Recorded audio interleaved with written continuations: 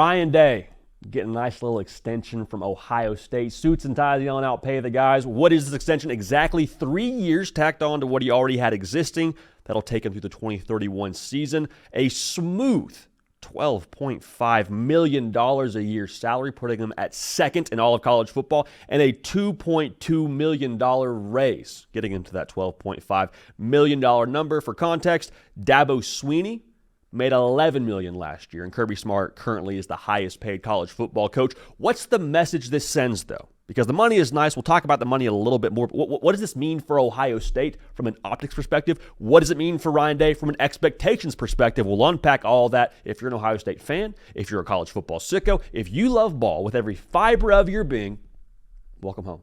Little virtual hug sent your way. Subscribe right here to this platform because it's college football year-round. Ball and only ball. So appreciate you being locked in. Get at us also on the socials, at JD PicKell, Instagram, Twitter. Let me know what you think about this there.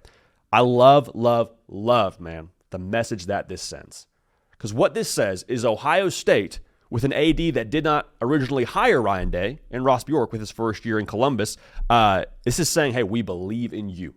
You're our guy going forward, for better or for worse here, ideally for better. We are standing behind you, and we think that you are our guy to lead us into the future. So to me, what this does, it just creates more confidence around Ryan Day that he's going to be there for a while now. Because remember, post-Michigan, the conversation, at least in the media space, was like, hey, is it best for him to continue as the guy at Ohio State? Are they sure that this is something that they can repair from the way that it looks perspective? Will it be a little bit of an elephant in the room every time that his name is brought up? Then they won the national championship, and so obviously this is deserved. But back to what I was saying, confidence and stability just makes everything better, like in every facet of life. Like when there's a good marriage in the household, kids are happier. I have to believe the parents are better at their jobs. I have to believe that overall it's just a happier household in general. That's what this is. Ryan Day and Ohio State being in a good standing and having a commitment here mutually, from what I can gather, this is a good thing for all parties involved. Also, going to help recruiting.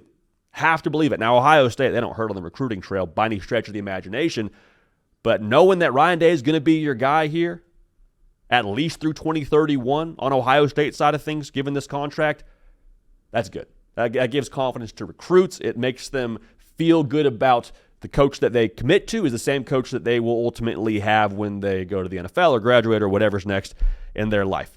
This gives more merit to what we've said on this show for a long time. Ryan Day is a really good coach. Now, I think he's ascended up your personal coaching rankings given this national championship he just won, but the numbers don't lie, y'all. My dude's 5-3 in the college football playoff, 70-10 all time. 70-10. That's ridiculous. 2 Big Ten titles, a national title now to his name, mic drop. What I've said for a minute here is if he was born on third base, Ump would have called him out a while ago. Because that's been the fun tagline people go to and point to is, hey, just living off the Ohio State brand. Y'all, Urban Meyer hasn't coached there since 2018. If he was truly born on third base, he would not have been able to recruit to the level they have recruited at. He would not have been able to coach to get this roster to play at the level they've played at. People say, well, hey, it's the brand, JD, at Ohio State. Like, you can sustain anything. I could coach there and we'd have success. Really? Because the greatest coach of all time retired a year ago at Alabama, and they just missed the 12-team college football playoff. Never mind the 4-team. They had 4 losses this year. You sure it's that easy? JD, it's the SEC. It's a little more of a brutal schedule. Okay, I hear that, but I mean, the Big Ten, I think, in their own right, is an absolute wagon the last couple of seasons. This year, I told y'all, I think it's the best conference in college football. I don't think that we throw any shade at the Big Ten or any shade at Ryan Day for what he's accomplished. Ryan Day is a good coach. And if you have an issue with that statement, you're not looking at what we're all looking at. You're not actually watching what's happening on the field and how he's continuing to adapt. I said this before, but I'll say it again. In the context of Ryan Day's career, he's still pretty new at this.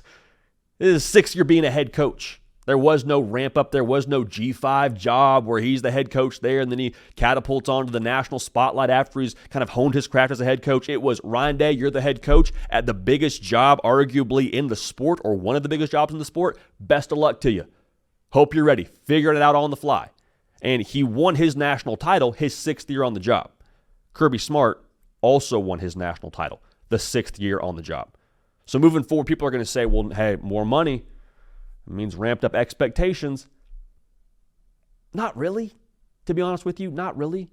It's like saying, well, hey, now that we have moved into a house, now that, we're married, went from the apartment to the house, I think you probably need to be a little bit more faithful to me. That's not how this works. Like expectations at Ohio State, regardless, if you paid him a $5 bill or gave him a $100 million a year salary, the expectations are the same. Beat Michigan, win the Big Ten, win national titles. JD, he's got to beat Michigan now with this contract. It doesn't matter what you pay him. You don't want to beat Michigan more, expect more from Ryan Day beating Michigan just because you upped his weekly or monthly or whatever it is kind of paycheck. That's the facts. So does he have to beat Michigan? Of course. Absolutely that has to happen. If they don't do it, there will be uncomfortable conversations to be had, and the internet will go crazy again. But let's just make sure we're all aligned on this. Ryan Day, really good freaking coach. Ohio State locking him up, creates good vibes internally. Great for recruiting. I love everything about it. He has earned this. Let me know what you think about this, though. Ryan Day getting a smooth little raise. Here's going to be the second highest paid coach in college football. And y'all, I think he deserves it, and I think that lines up exactly with what we believe about him as a coach when it comes to the landscape as a whole. One of 3 coaches still doing it that has a national title to their name. Appreciate y'all. Love y'all. Cato on the 1s and 2s, myself, JD PicKell. We're going to keep this party rolling, and we will see y'all next time.